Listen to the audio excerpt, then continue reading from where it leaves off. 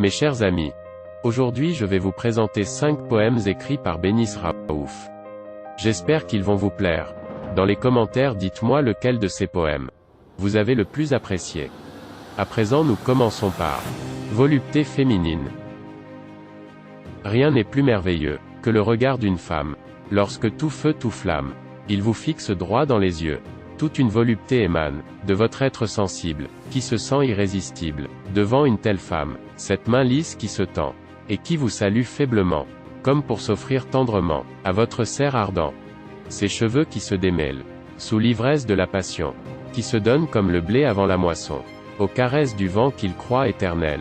Ce corps à la peau douce et lisse, ne vous fait-il pas penser au satin, et qui pour se livrer au jeu enfantin, timidement dans votre couche se glisse.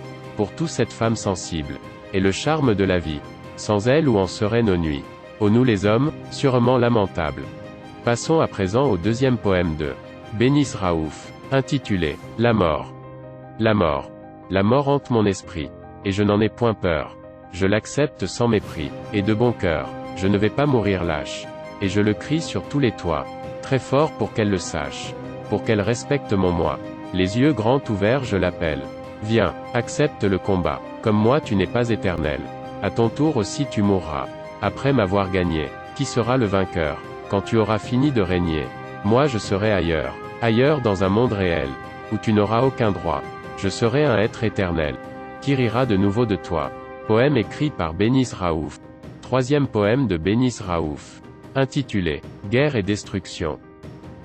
Le monde reste cruel, par tous ses faits et gestes. Ne compte que les choses matérielles. On ne s'occupe pas du reste. Tout ce que l'homme construit aujourd'hui sera détruit demain. Tente de guerre, tente de vie, perdue pour les désirs humains. Jamais la terre n'a connu la paix.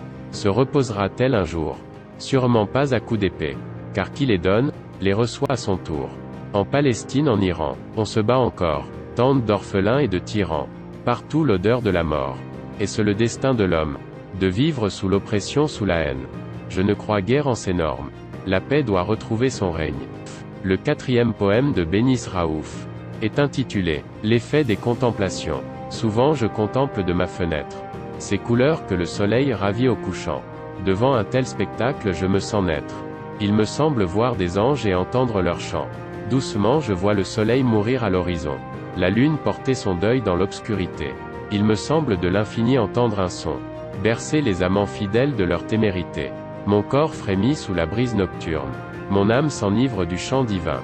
Tout mon être s'offre et se tourne vers une musique céleste qui vient de loin. Je me sens revivre à la vue d'une telle beauté. Comme par miracle se lavent mes péchés.